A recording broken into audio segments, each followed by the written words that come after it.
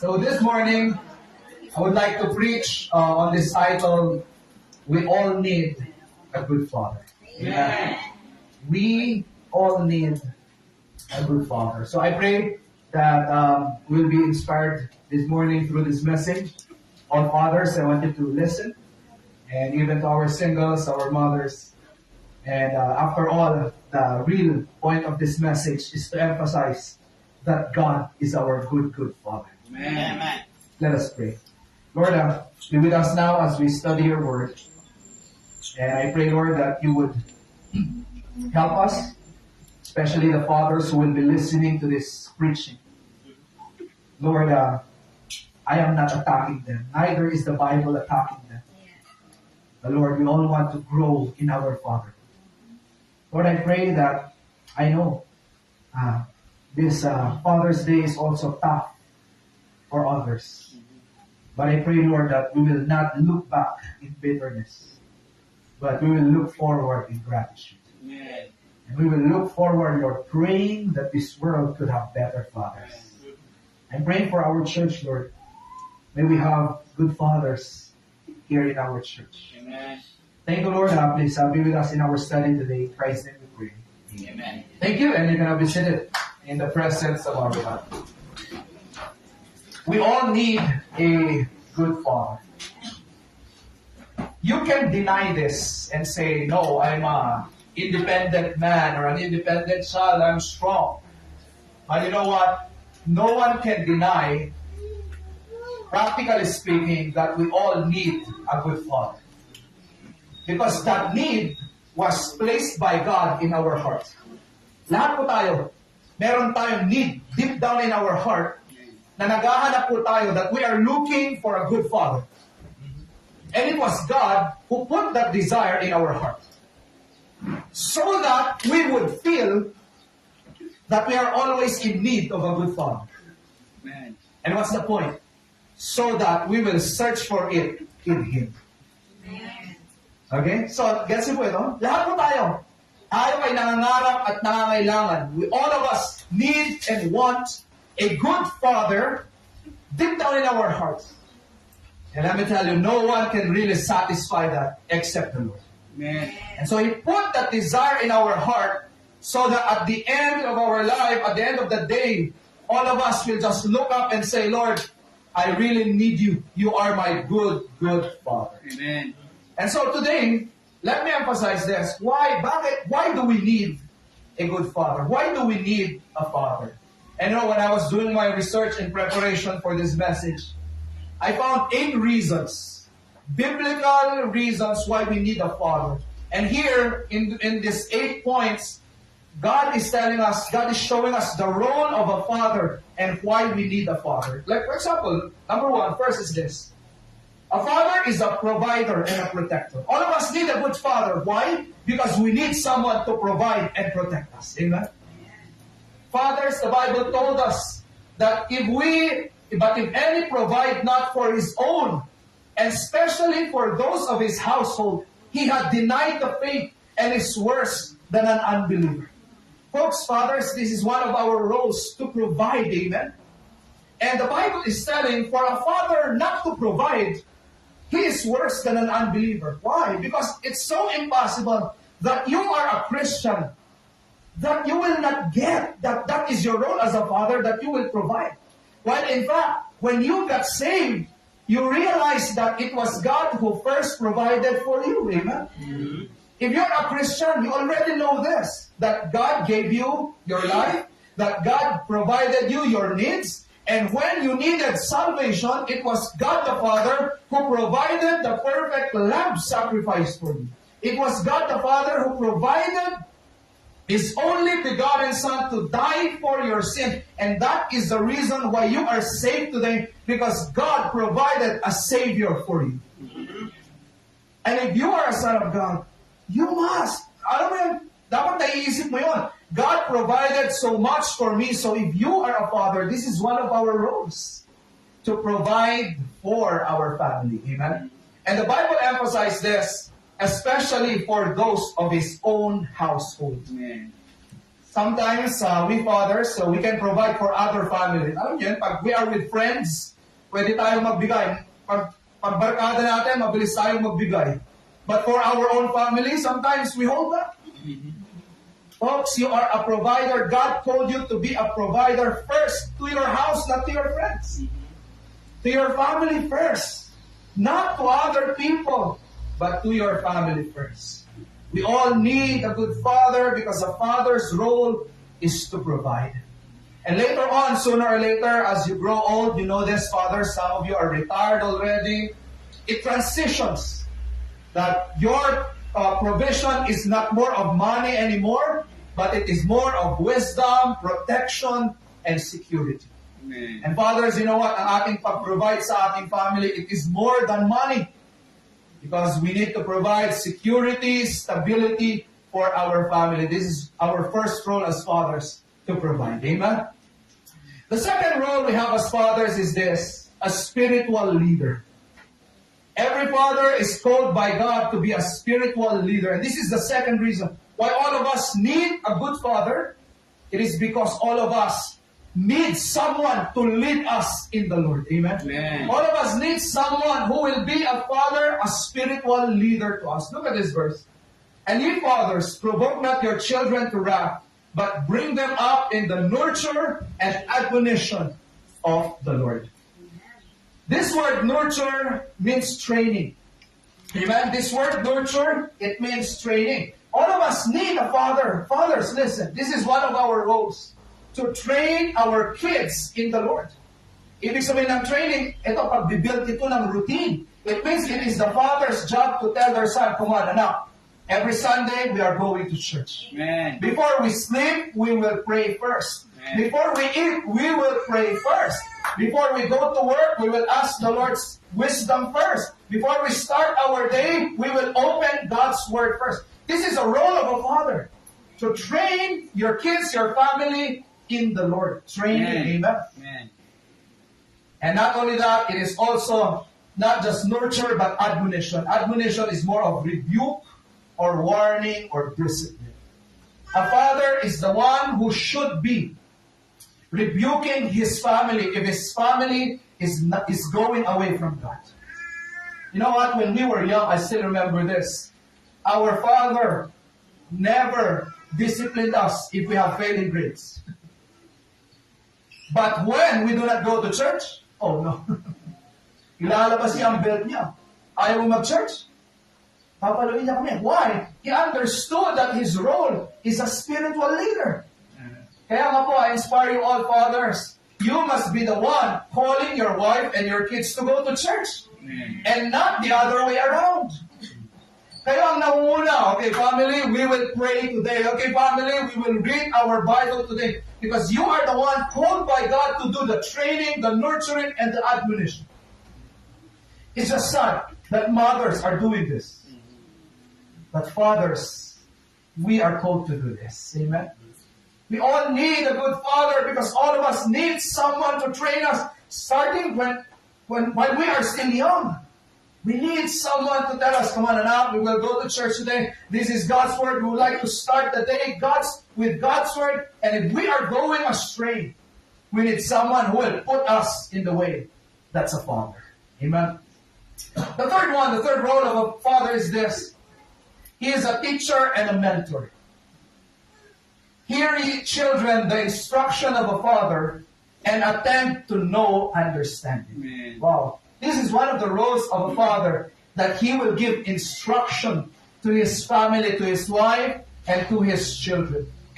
So Albert Barnes said this, do not assume that your children know things. You must always be dispensing wisdom. Amen? If you are a father, every day of your life, whether you are in the dining table, you are in the car going to school, you are in the jeep, naglalakad ka lang, you must always, the Bible is inspiring every father that you must always be dispensing wisdom. You must always be giving wisdom. Ibig sabihin, pagkasama mo ang anak mo, you're walking to school, you're giving instructions. Amen? You're giving wisdom. You're telling your son, okay, anak, this is how you win friends at school. Mm-hmm. You're telling your son, okay, son, daughter, if someone is courting you, this is what you do. Why? You are always giving wisdom. Amen? Amen. When my dad was alive, I still remember this. When we would sit in the car going to school, grabe, I tell you, from the moment we sit down, he's always telling a lot of things. Okay, anak, he will tell me, okay, anak, someday when you get married, this is what you will do. And I was like, Pa, I'm still high school. But he's always dispensing wisdom. Nasa car, kahit saan kami, we are eating, he would always say, anak, this is what you do. And now that I have a pastor come as a dad, I tell you, when he sits in my car and we drive, the moment he sits down, anong usapan? Anak, this is the interpretation of this verse. This is theology. And we start to discuss theology. Why? As a father, this is your role.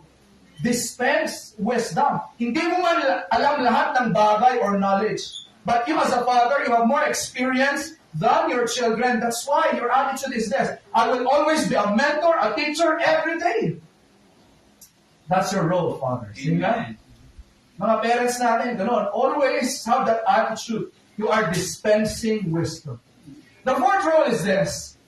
The one who disciplines. Amen. Look at this verse. This is the role of a father. He that spareth his rod hateth his son, but he that loveth him chastens him early. Amen. This is the role of a father. If you spare your rod, ibig sabihin, hindi ka nagdidisiplina sa anak, hindi mo pinapalo ang iyong anak, hindi mo daw mahal ang iyong anak. But the role of a father is this, if you love him, you will chasten him. Ibig sabihin, didisiplinahin mo ang iyong anak pag meron siyang hindi magandang ginagawa because God called you to do this role. Amen, fathers? And the Bible even gave us a tip. Discipline your kids early in life. Amen. Because time will come, you cannot. They'll be bigger than you. They'll be, malaki na sila, hindi na. They will have their own life someday. So when's the best time to discipline them, to teach them, and correct them with everything? Habang nasa poder mo pa sila, please be there. Fathers. Amen. One of the common complaints of mothers, listen fathers, one of the common complaints of mothers today is this. They are the only ones correcting their children. Especially daughters. That's why, nagkakaroon tuloy ng parang imbalance sa bahay. Bakit? Kasi yung nanay, laging high blood. Siya laging nagko-correct, siya laging nagalit. Yung tatay, wala pakialam. Folks, hindi maganda yun. The Bible is calling every father, come on, you be the one to discipline and correct. Amen? That's it. That's the fourth role. The fifth role of a father is to be an encourager. Fathers, provoke not your children to anger, lest they be discouraged or lest they be broken in spirit. Sometimes, as fathers, we say words that are very discouraging. We do things, may mga ginagawa tayo sa bahay, very nakaka-discourage. But no, the Bible is encouraging us that we must be encouragers to our children. Every time I lecture, I always say this line to parents. Be your child's first inspirational speaker. Amen.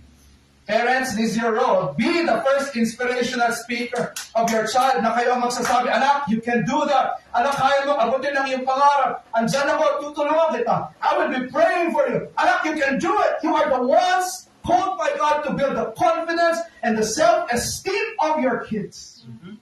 You are your child's first inspirational speaker. Come on, I want you to look, if you're sitting beside an adult or a father, tell this line to them. Be your child's first inspirational speaker. Come on, tell that to your adult sitmate. Sabi mo pala. Be your child's first inspirational speaker. Diba? So that ang mga spirit po ng ating mga bata they will go out encourage. Okay, number 6. Look at this, folks. Number 6. The role of a father is to be a developer and a trainer. As arrows are in the hands of a mighty man, so are children of the youth. The Bible said, young people are kids. They are arrows. And the warrior, what will the warrior do? Before, of course, pag meron siyang arrow, sinasharpen niya yung arrow niya. Para pag pumana yan at tumama, talagang tatamaan at tatagos sa kalaban. And God used this analogy for parents. He said, parents, you are like a warrior that you have an arrow in your hand. And you need to sharpen that arrow because someday you will release him. And when you will release him, prayerfully, that child will make an impact in this world. Amen? So get this, parents. Your kids have so much potential. But it's your job to sharpen them. Your kids have so much potential. God has great plans for them. But your job is to sharpen them so that someday, pag wala na sila sa'yo, they will be a blessing to others. That's the role of the parent, to bring out all the skills, all the potential of the child. And if you would look at the verse on top of this verse, Psalm 127, verse 1 on the chapter, it says there, except the Lord build the house, they labor in vain that build it. It means, if you really want to sharpen your kids, you must grow them in the Word of God. Amen. That's how you really sharpen your kids. So that someday when they are now professionals and they are in their workplaces, they can be a blessing to others. Parents, let me tell you, you will not be here forever. Some of you will graduate earlier than expected. Some of you might, I don't know, you might get sick, go to abroad. The point is, you will not be here forever. And so you must sharpen your kids as early as possible. You know what? When I was 13 years old, my dad would always call me every Saturday morning, Anak, you have no school Saturday, come on, let's go and practice how to drive. I said, Pa, I'm just 13 years old. It's so early Saturday morning. Kaya alam yun, sinanay niya ako ng sinanay, that's why I was driving at 15 years old already. Tapos ano mangyari? Yun pala mamatay siya maaga. At iiwan niya yung Everest sa akin. It's just a simple example, but I'm telling you, parents, you will not be here forever. And if your kids cannot live on their own, you have not trained them in the Word of God. What if you are God and you have not trained them in the Word of God? I tell you, their faith might die alongside you. So, folks, we must be a developer and a trainer to our kids. Next, number 7 is this. The 7th role of a father is to be the progenitor of his race. The word progenitor means this, the one who supports and becomes the model for the coming generations. Fathers, listen po. Tayo po ng mga fathers, we are called by God na yung ating example, the example and the life that we live, it will be an example to the following generations. And I tell you, this is very tricky because both the bad and the good example that you do in your life now, it can be picked up by the next generation. That's why today we have many generational curses, right? A father who is lazy, what happens? It becomes the model for children, and so even children becomes lazy. An angry father, and so children will grow up in that environment, so what happens? They also become very angry. And it continues. These are generational curses. Wow, yun ang ibig sabihin ng progenitor. Kayo po, tayo mga tatay, kayo po mga parents, always remind yourself, you're not only living for yourself. You're living for your next generation. Amen. That's why the Bible says, walk in integrity. Walk with God. Amen. Look at this verse, folks. The just man walketh in his integrity. And look at the next phrase. His children are blessed after him. Parents, you need to walk in the Word of God. You need to fall in love with God and serve Him faithfully and make Him your all. So that will be the model and the example that your kids will see. So that your kids someday will testify that they are blessed because you followed the Lord. Folks, you know what? Today, my dad has been dead for 8 years now. And I tell you, even until today, just last week I had I had another occasion again where I saw this. That even after 8 years, napatay na po siya. I am still receiving a lot of blessings and favors because he followed the Lord and he left a good name. Amen. Amen. Amen. And I am blessed after him. This is a father. Hindi mo lang iniisip yung sarili mo. Sige, mag-enjoy ako sa bisyo, mag-enjoy ako sa aking buhay. You're only thinking about yourself. No, you're a progenitor. God designed you to be the connection to the next generation. So live your life well. Amen.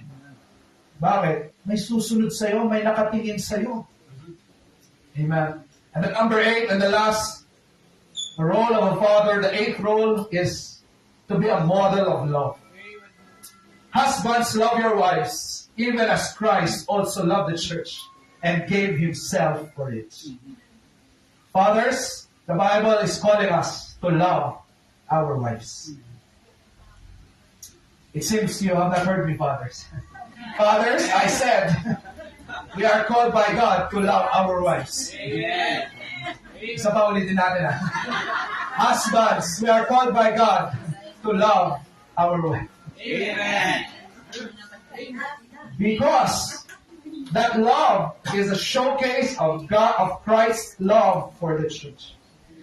And I tell you this, when you love parents, okay, fathers, when you love your wife, that is the best example of love that you can show your kids. Amen. Later on, I'll show you some research that if kids do not see their father love and be sweet to their mother, that is very emotionally damaging for kids.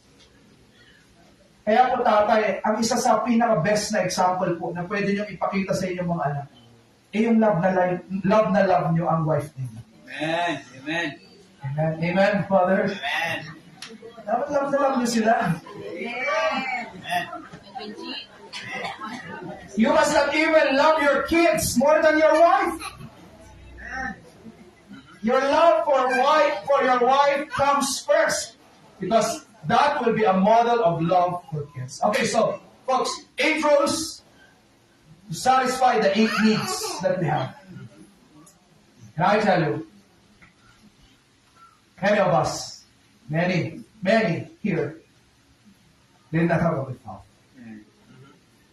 And I want to show you the impact if these needs or these roles, if fathers do not play these roles and these needs are not met in the child, what is the effect? Okay, I will divert. Okay, this is extra biblical. This is not from the Bible, but these are researches. This is articles from Time magazine. What happens if there is no good father in the family? First is impact on poverty. Father absence is associated with increased poverty rates. How do we solve poverty rates in our country? Okay, do not look to the politicians. Fathers, look to yourself. By being a good father, we can decrease poverty rates. At kaya, dumadami ang mahirap. Bakit? Dumadami ang mga tatay na hindi nagpapatay. The poverty rate for children living in single mother household was 34.5% compared to 7.8% for children living in married couple families. Bakit? Siyempre, sa panahon natin ngayon, pag hindi kayo dalawang nagtatrabaho, ang hirap. Di ba? Pag mag-isa mo. That's why I commend all our single mothers. Palapalan nga po natin ang ating mga single mothers. I know it's hard. But wow, praise God. But folks, poverty rates is connected with absent fathers. Another, look at this. Educational outcomes is also connected with absent fathers. Children in absent father households tend to have lower educational outcomes. According to NCES, children living in single-parent families are less likely to graduate from college compared to those from two-parent households. Folks, these are statistics. We need good fathers. Fathers, listen to me. Amen. Diba? Paano gaganda ang next generation kung tayong mga tatay ngayon? We're not doing our best. Another, look at this. Social and behavioral consequences. Of course, you expected this. Father absence is linked to various behavioral consequences. Like what? higher rates of delinquency, substance abuse, drugs, teenage pregnancy, and behavioral problems. Girls with involved fathers are more likely to have a high view of sexuality and have healthier romantic relationships later in life. One of the reasons why teenage pregnancy is getting high. Bakit? Wala mga tatay. And in general, if you would look at ladies who jump from one boyfriend to another boyfriend, palit-palit, lagi naghahanap, hindi pagmamahal ang hinahanap mo. It's a father, the male figure, the love and care that they were always longing for. Amen. So we need good fathers. Amen. Not only that, even behavioral problems. My mom is here. Principal ko yan. Nakita namin ito sa school. Mga bata na walang tatay. Sila ang parang may uncontrolled behavior in the classroom. Why? There was no authority in the family who would say, no. Hey, walang boses na ganun eh. So what? Walang control. We need good fathers. And then look at this next. There are also emotional consequences.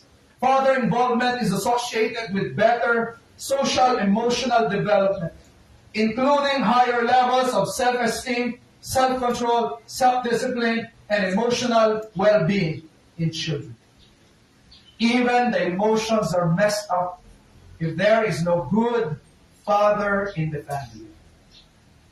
So, just looking at statistics, we are doomed. Right? Kung ito lang statistics ang pag-uusapan, our world is doomed. And probably even our families are doomed. Why? We know this, fathers. When you were looking at the 8 roles, we know where we failed. Am I right? We know kung saan tayo nagkulang. At kung statistics lang ang basihan, pabagsak tayo ng pabagsak. And young people, listen, kung statistics lang ang basihan, many of you will not succeed. Because many of you, may mga iba sa inyo, walang tatay. Kung statistics lang ang basihan, pabagsak. Buti na lang, anak tayo ng Panginoon. Amen. At kahit pa, even though there are statistics like this, there's still hope for us. Amen. Why? Because number one here, look at this. There is the heavenly Father. Amen. That's why, summarizing all of this, we all need to know, trust, and depend on our heavenly Father. Amen. You know what? Praise God. Because the Bible said, but as many as receive Jesus Christ, if you believe in Jesus Christ and you have received Him in your heart, you are given the power to become the Son of God. Amen. This word power here, the Greek word of power usually in the Bible is dynamo or dynamite. It is strength. But in this verse, the Greek word is not dynamo. It is exousia, meaning the right and the privilege. And so God is saying, if you have believed and received Jesus in your heart, pag tinanggap mo siya, ikaw ay tunay na naging Kristiyano, si Kristo ay nasa buhay mo, meron kang karapatan at meron kang privilege ng isang anak ng Panginoon. Amen. At ang Ama sa langit, He will become your Father, and all of those 8 needs that you have, 8 roles that you had a while ago, it is the Heavenly Father that will play that role to you. At kahit pa wala kang tatay, even if you did not have a good father, you have a good father who will play those 8 roles to you. Amen. And even, folks, get this please, kahit wala kang tatay, if you are saved, God is there to provide for you. God is there to discipline you. I tell you, if you go away and you're a Christian, God will discipline you and put you back because He loves you. Amen. God is there to protect you. He will build a hedge of protection around you. God is there to be your teacher. And I tell you this, God is there to be your progenitor. Ibig sabihin nun is this, you may have a generational curse. Lasenggo ang tatay, lolo mo, lasenggo tatay mo. O ngayon, ikaw na. Kung statistics lang ang pag-usapan, magiging lasenggo ka rin. Pero kung makilala mo ang Panginoon, hindi na ito ang linya mo, because the Bible says, when you get saved, you are now born again in another family, and the line that you are following is the Lord Jesus Christ. Amen. Is Abraham, is Jacob, is Isaac, and you have a new family lineage of men who became godly. Amen. And that is your lineage. Amen. Kung statistics na pag-uusapan, broken family ang lolo, broken family ang tatay mo, magiging broken family ka din. Kung statistics na. But you met the Lord. Amen. You met the Lord, you can be a start of a new generation. Because you have a new Father. Amen. You have a Heavenly Father. Kaya nga po, I would always tell you need the Lord first.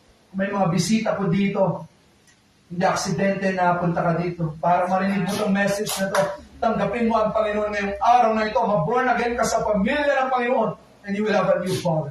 Amen. At kung tatay ka, nabisita ka namin ngayong umaga, tanggapin mo ang Panginoon. At yung mga pagkukulang mo dati, Panginoon, na magpupuno nun so that you can move forward with grace. We have a Heavenly Father. Kaya nga po, sa mga walang tatay dito, I want to encourage you. May tatay ka. Amen. Amen. Okay? Sige. Tingin ka sa katabi mo. Sabi mo sa kanya, may tatay ka. May tatay ka. Amen. You have a father. You have a father. Last night, we were having choir practice here. I was talking to some young people. Naalam ko walang tatay. And I was telling them, anak, tomorrow is Father's Day. How do you feel? And I tell you, I got different answers last night. Some said, Pastor, I miss my dad. Some said, Pastor, I have a little bitterness. And I know that, amen, we have a new Father. Amen. At lahat ng pagkukulang, sino magpupuno niya? Si Jesus Christ. Amen. To all our single ladies here, okay? Who have no father, please do not look for it in many boyfriends. You need to be saved. You need to be saved and get to know the Lord. So that you will feel you have a Father who will provide for you. Secondly, what's our response? First is to get to know the Lord. And secondly is this. Let us not look back in bitterness. We all need to move forward, pray, and work for this world to have better fathers. To all fathers here, I know when I was saying the points a while ago, alam mo kung saan ka nagkulang. The Bible told us in Revelation 2 verse 5, Jesus Christ was talking to a church that messed up. And this was His advice to that church. And so, we can also practically apply this. Fathers, kung nakita mo na meron kang area kung saan ka nagkulang, sabi ng Panginoon sa atin, therefore, remember from whence thou art fallen, and repent. Fathers, I know, hindi naman tayo perfect. Nagkamali tayo ng nakaraan. Pero ngayon na nakikinig ka sa message na ito, see, remember, saan ako nagkulang dati? Where did I lack? Did I lack as a provider? Then immediately say, Lord, help me. I want to repent. I want to make things right. And from now on, habang may lakas pa ako, I will start providing for my family. And when you look back, and you were a father who was not involved, you were not involved with your children, wala kang mga graduation nila, wala kang pakialam sa kanila, hindi mo sila dinidisiplina, that is, doon ka nagkulang. Christ is saying, remember where you have fallen. And now, let's move forward. Amen.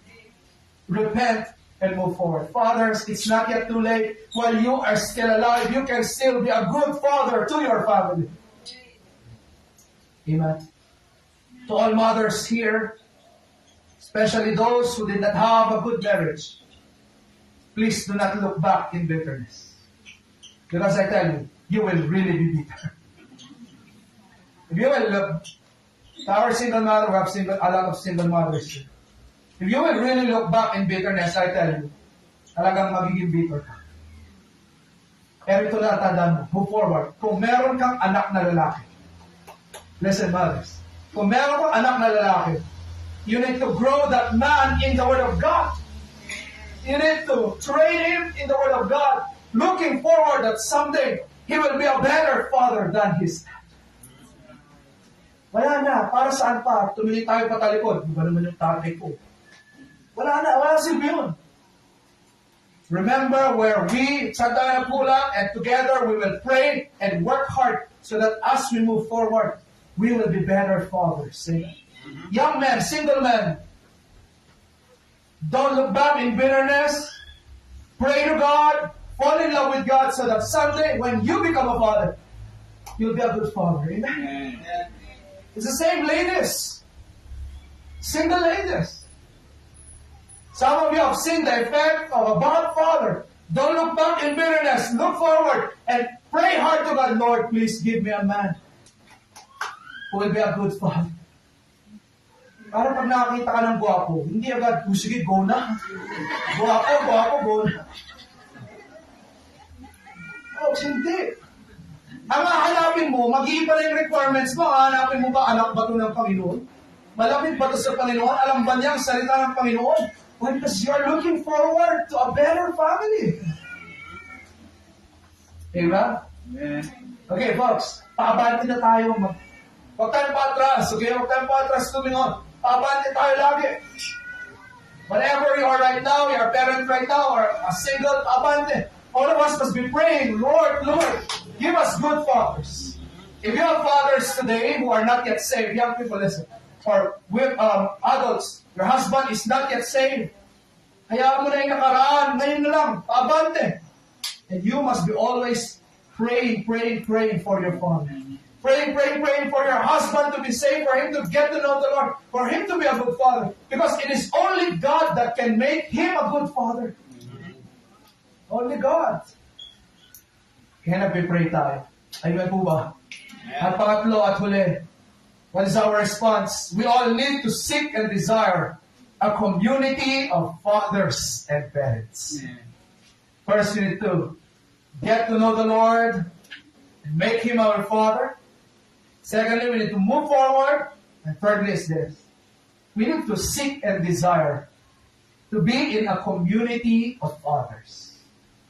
Okay, humanly speaking, God really designed us that our needs for fatherhood will not be fulfilled by one father only, but by many fathers. Amen. Because, sabi ko, walang perfect na tatay. Pero kung marami kang tatay, lamang ka. Kaya kunin niyo po ito. Pag may Panginoon ka, lamang na lamang ka. Amen. Pag may church ka, lamang ka. Amen. Because where can you find a community of fathers none other than the church? This is the community where you can be fathered not by just, yung hindi lang biological father, pero may mga ibang tatay dito starting from me, your pastor, Tom, the other adult men here, at yung mga ibang parents dito, kahit yung mga adult ladies natin. This is a community where you can find fatherhood and parenthood in a community basis. That's why I'm inspiring you folks. If you are not yet a member of any church, I am offering our church. Amen. Come and be a part of this community where you can be fathered. Amen. Young people, I know you're a member, probably our members. If you're a member, but you are always absent, you are not really connecting yourself to the church. Folks, you're missing a lot. Desire, ibig sabihin, you know what? Relationship is two ways. Hindi pwedeng napapakatatay ako sa'yo, tapos ikaw ayaw mo. Walang mangyayari. It must be two ways. You yourself will desire, I want to be father. You know what? Ako po, I'm 30 years old now, I'm a pastor. I had my dad before, now I have my stepdad. But you know what? Still, you know what? When I see other pastors, I always seek fatherhood. Amen. And when I see other pastors, Pastor, what's your advice for me in this? Pastor, this is my problem today. Can you pray for me? I always open up myself because I realize this principle that I need a lot of fathers. And you also need fathers in your life. And kailangan i-desire nyo yun, yung community na yun. Kaya nga po, look at these verses. Okay, adult women, listen, okay? This is your role here in the church, that you may teach the young women to be sober, to love their husbands, to love their children, to be discreet, chaste, keepers of the home, good, obedient to their own husbands, that the word of God be not blasphemed. See, all adult ladies, you have a role to play here. You need to be a mother to all our young people. And God commanded us to be teachers to our young women. Amen? Amen, mothers? Amen. Okay, fathers, next verse. Look at this. Young men likewise exhort. Okay, this for us fathers, what's our role? That we will exhort the young men, we will encourage the young men in our church to be sober-minded in all things, showing thyself a pattern of good works. Fathers, we need to be example to all our single men here in doctrine, showing uncorruptness, gravity, sincerity. Ano to? Mga character ito. Ay mga tatay, we need to be examples to our young people here. Mothers, ganun din. We need to teach. God placed us in this community so that all of us will be fathers to these young people and mothers to these young people. And all of us must have this attitude that we are always desiring na merong mag-advise sa atin, mag-pray sa atin. We are always desiring, I want to be father. So to you, our adults, you know, I'm younger than you. But you know what? Still, if you have a prayer request, you must be coming to me. Pastor, I need your advice. I need your prayer. Amen. Pupunta kayo sa iba, punta kayo kay Pastor Tom, punta kayo kay Teacher Joe, punta kayo sa mga adult natin, kay Ma'am Angie, pupunta kayo sa mga older adults. Pwede pong patulog. Pwede po. Why? You need to submit yourself to a community of parents. And I tell you, it will be very healthy for us. Amen. You know what? Some of you young people, it's just sad, okay? It's just sad.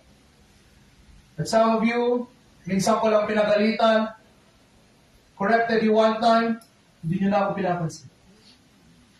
Some of you are even hiding your posts from me. Imagine that. Why would you even hide your posts from me? I'm trying to be a father to you. I'm reaching out. Ganun din itong mga adults natin. Pag merong adults, pinagsabihan kayo sa isang bagay, huwag kayong pupunta sa akin, tapos sasabihin niyo, Pastor, bakit pang taray niyo ano?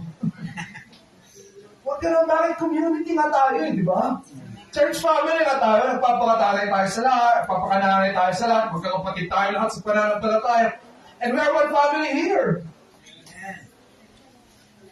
Why? Because, ito nga, binigyan tayo ni God ng chance na yung pagkukulang ng isang tatay, sino ang nagpupuno niya? Mga ibang tatay. Amen. So yun po ang ating response. Una, you need to get to know the Lord and to fall in love with Him at gawin mong siya ang tatay ng buhay mo. Pangalawa, you need to move forward kung saan ka nagkulang. At pangatlo, we need a community of fathers. Folks, lamang ka. Sabi ko nga kanina, lamang ka. Pag meron kang Panginoon at pag meron kang simbahan. At kung statistics na ang pinag-uusapan, pabagsak tayo. Pero gusto ko kayong i-remind, there is hope for our families. Amen? There is hope for this nation, for this city. Why? Because we have the Heavenly Father. Amen? Tumayo po tayo lahat. And I want us to close our eyes in prayer.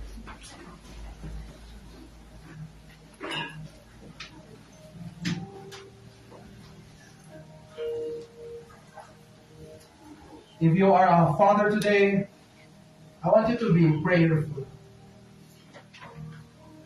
Kung ano na-realize mo sa preaching na ito, hingin mo yan sa Panginoon. Hingin mo yung mga bagay, kung alam mo, doon ka nagkulang, bigyan ka ng strength so that you can move forward. Yung mga nanay dito, ganun din ang prayer nyo. Pray for your sons, pray for your husband. All of us, let us be prayerful that this world can have good fathers. And ultimately, let us thank the Lord because He is a good Father to us.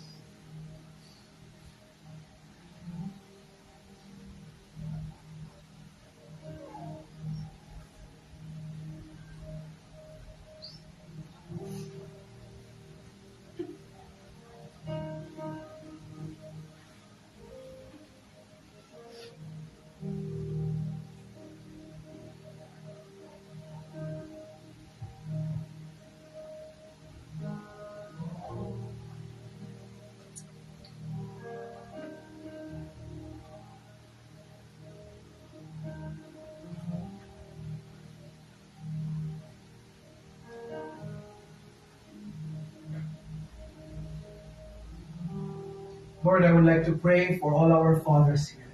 Lord, we commit them to you. We commit and we dedicate all our fathers today to you. Give them strength, wisdom.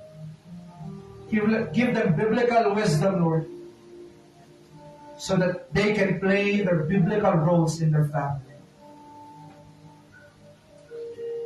We are happy that they are here, that they are saved, that they have you in their life. It means they have the strength and the power that comes from you for them to be a good father. I know it, Lord. Your children here who are fathers, because you saved them, I know they can be good fathers. So please, Lord, empower them para sila ay maging mabuting ama sa kanilang mga tahanan. And at the same time that they will partner with me so that all of us can be good fathers to the members of our church. Thank you, Lord, for all the fathers. I would like to thank you, Lord, for all the fathers that we have. Thank you for these fathers who are hardworking. Thank you for these fathers who are loving. Thank you for these fathers, Lord, who are trying their best. Lord, today we honor them. We give thanks to you, Lord, for our fathers. Lord, thank you still. Even though my dad is not here, Lord, thank you. Even though some of our fathers here are gone also, thank you, Lord. And we just want to lift up all these fathers. Members, why don't we raise our hands? And we want to thank them. Lord, we thank you today for being our good Father. Lord, we look up to you for providence. Provide for us, Lord. Protect us. Train us. Discipline us. Lord, I pray that out from us, Lord, there can be better generations. Thank you for your promise, Lord, of a new lineage. Thank you for your promise, Lord, that you will always be with us. Thank you for your promise, Lord, that whatever we need, you will supply. Thank you for your promise, Lord, na kung malang pagkukulang ng aming mga ama, ikaw ang magpupuno ko nito. Salamat sa napakaraming precious promises na aming ini-enjoy. Tunay nga, Panginoon, ikaw ang aming ama. You are our Father. Teach us, Lord, to depend on you, to trust on you, and to seek you all the rest of our life. We need you, Lord. You are our Abba Father. We honor you, we thank you, and we just want to praise you, Lord. In Christ's name we pray. Amen. Palakpakan po natin ang ating Panginoon. Praise God.